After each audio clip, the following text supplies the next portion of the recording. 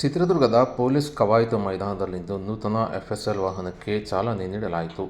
ಇನ್ನು ಜಿಲ್ಲಾ ಪೊಲೀಸ್ ಇಲಾಖೆಯ ವತಿಯಿಂದ ನೂತನವಾಗಿ ಖರೀದಿಸಿದ ಅತ್ಯಾಧುನಿಕ ಎಫ್ಎಸ್ಎಲ್ ವಾಹನ ಹಸ್ತಾಂತರ ಕಾರ್ಯಕ್ರಮ ಹಮ್ಮಿಕೊಂಡಿದ್ದು, ಎಸ್ಪಿ ರಂಜಿತ್ ಕುಮಾರ್ ಭಂಡಾರು ಅವರು ಆಗಮಿಸಿ ವಾಹನಕ್ಕೆ ಪೂಜೆ ಸಲ್ಲಿಸಿ ಹಸಿರು ನಿಶಾನೆ ತೋರಿಸುವ ಮೂಲಕ ಚಾಲನೆ ನೀಡಿದರು. ಅಷ್ಟೇ ಅಲ್ಲದೆ ಪೊಲೀಸ್ ಇಲಾಖೆ ಹಿರಿಯ ಅಧಿಕಾರಿಗಳ ಬಳಿ ಈ ವಾಹನದ ಬಗ್ಗೆ ಎಸ್ಪಿ ರಂಜಿತ್ ಕುಮಾರ್ ಭಂಡಾರು ಹೆಚ್ಚಿನ ಮಾಹಿತಿ ಪಡೆದಿದ್ದಾರೆ.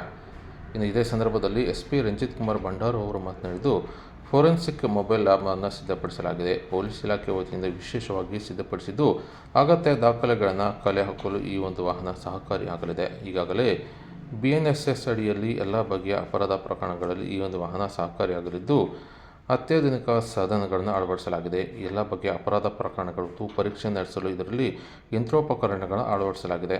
ಎಲ್ಲ ಬಗೆಯ ಪರೀಕ್ಷೆ ನಡೆಸಿದ ನಂತರ ತಕ್ಷಣಕ್ಕೆ ರಿಪೋರ್ಟ್ಗಳನ್ನು ಸಹ ವಾಹನದಲ್ಲಿ ತೆಗೆಯುವ ಅವಕಾಶ ಕಲ್ಪಿಸಲಾಗಿದ್ದು, ಈ ಒಂದು ಉತ್ತಮ ರೀತಿಯಲ್ಲಿ ವಾಹನ ಸಿದ್ಧಪಡಿಸಲಾಗಿದೆ ಎಂದು ಎಸ್ಪಿ ರಂಜಿತ್ ಕುಮಾರ್ ಭಂಡಾರು ಮಾಹಿತಿ ನೀಡಿದ್ದಾರೆ.